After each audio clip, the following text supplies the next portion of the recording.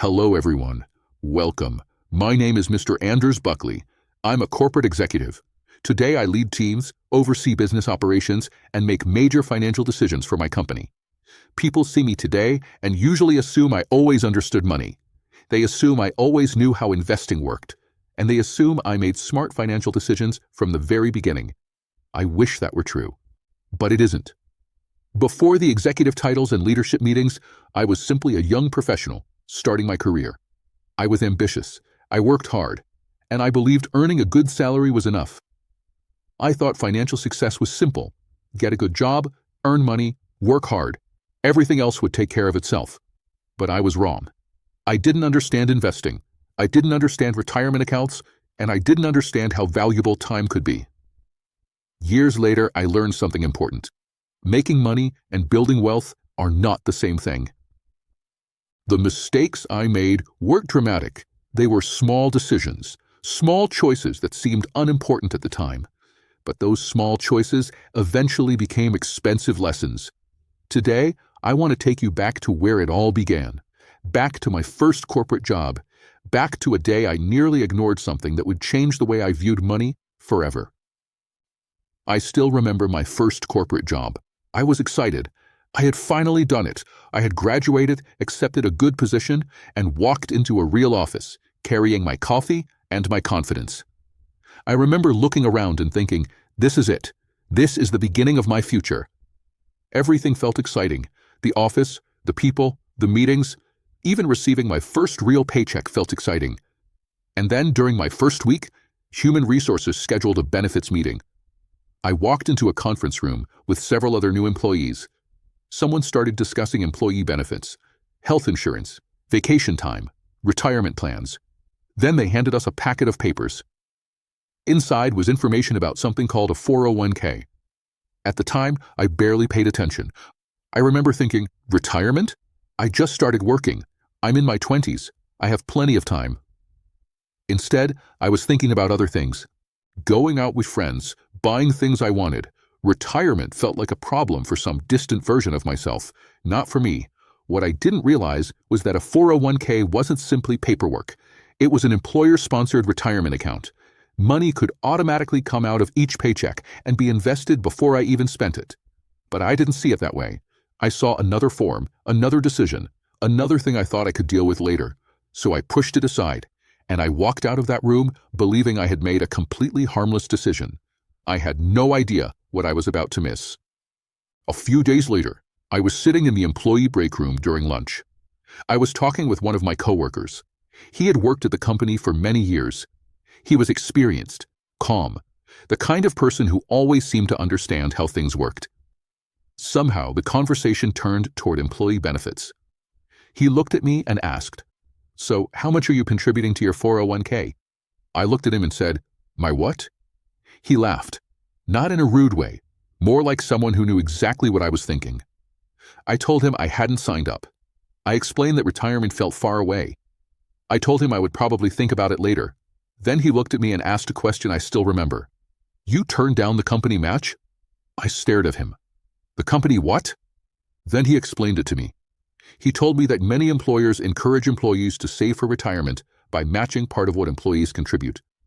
He gave me an example. Imagine you contribute 6% of your salary. If the company matches part of that contribution, they are adding money to your account too. That's money you didn't have to earn separately. I sat there quietly, because suddenly I realized something. I hadn't delayed a decision. I had delayed an opportunity. I wasn't simply ignoring paperwork. I was potentially walking away from extra money and future growth. That was the moment I started paying attention. The next day, I went back and pulled out the packet I had ignored. This time, I actually read it. And honestly, I felt overwhelmed. There were pages of investment options, fund names, percentages, charts, terms I had never heard before. Stock funds, bond funds, index funds, target date funds. I remember thinking, how is a new employee supposed to understand all of this? At first, I assumed investing meant picking individual companies. I thought I needed to find the next big winner. But then I started learning something important. Many retirement plans invest through mutual funds, and mutual funds work differently. A mutual fund pools money from many investors and uses that money to purchase a collection of investments. Instead of buying one company, you might own small pieces of hundreds of companies. That immediately made sense to me, because I understood one thing already. Businesses reduce risk by not depending on only one customer. Investing follows a similar idea. You do not want everything depending on one company or one investment. Diversification spreads risk across many investments, and mutual funds made diversification easier. I suddenly realized I didn't need to become an investment expert overnight. I simply needed to understand the system. And for the first time, investing started feeling less intimidating and much more practical. As I started learning more, I made another mistake. This one came from confidence, too much confidence. After learning a few basics, I started feeling like I understood investing very well, maybe a little too well. I began reading headlines, listening to conversations, watching people talk about investments that were supposedly going to grow rapidly. Everywhere I looked, someone seemed to have a great opportunity. I remember thinking, why settle for normal returns? Why not invest where the big money is? So instead of thinking carefully about diversification, I became focused on chasing performance. I started paying more attention to excitement than strategy. And for a while, everything felt great. Then the market changed. Some investments dropped. Some dropped a lot. And suddenly I learned an important lesson. Investments that rise quickly can also fall quickly. I realized something that experienced investors already understand. Risk and return usually move together. Higher potential returns often come with higher uncertainty. That experience changed my thinking. I stopped asking which investment might make me rich quickly, and I started asking which strategy can help me build wealth consistently over time. That small change in thinking made a very big difference. A few years later, I thought I finally understood retirement investing. I was contributing to my employer plan, I was learning more about investing, and I felt like I was doing everything correctly. Then one day I was speaking with a colleague about retirement accounts. During the conversation, he asked, "So, what are you doing with your IRA?" I looked at him and said, "My IRA?" Apparently, I had another learning moment waiting for me. I learned that retirement investing was not limited to employer-sponsored plans. Individuals could also open retirement accounts on their own. These are called individual retirement accounts, or IRAs. Then I discovered something else. Not all IRAs work the same way. A traditional IRA may provide tax benefits today because contributions can reduce taxable income, while taxes are paid later when money is withdrawn. A Roth IRA works differently.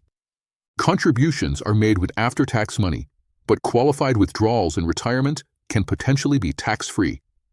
Suddenly, I realized investing wasn't only about choosing investments.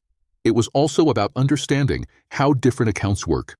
And I began to understand that building wealth is not usually one big decision. It's a series of smart decisions made over time. After all of those lessons, I finally changed the way I approached investing. I stopped chasing excitement. I stopped trying to predict which investment would become the next big winner. And I stopped treating investing like a competition. Instead, I built a system. I started contributing automatically to my retirement accounts. Money came directly from my paycheck before I even had a chance to spend it. That made a huge difference, because I discovered something about human behavior. When money stays in your checking account, it becomes very easy to find reasons to spend it. But when investing becomes automatic, consistency becomes easier. I also stopped focusing on short-term market movements. Some years markets rise, some years markets fall, but retirement investing is usually a long-term process. I learned that building wealth often depends less on making perfect predictions and more on developing good habits. Contributing regularly. Remaining patient. Over time, I realized something surprising. The strategy itself was not complicated. The difficult part was remaining disciplined enough to continue following it. Today, when young employees ask me about investing, I usually tell them the same thing. I tell them not to make the mistake I made. Do not assume you need to know everything before you begin, because I spent too much time believing I would learn about investing later, and later arrived much faster than I expected. If I could go back and speak to my younger self, I would give 3 pieces of advice. First, start early. Even small contributions can grow significantly over long periods of time. Second, take advantage of opportunities available to you. If an employer offers retirement benefits or matching contributions, pay attention. Those opportunities can have a meaningful impact over time. Third, focus on consistency instead of perfection. You do not need to predict markets perfectly. You do not need to become a financial expert overnight. And you do not need to become rich next year. You simply need a plan and the discipline to continue following it. Remember this, making money and building wealth are not the same thing. Long-term financial success is often built through small decisions, repeated consistently over many years. Thank you for spending this time with me today. I'm Mr. Buckley. Take care of yourselves, keep learning, and I'll see you in the next video.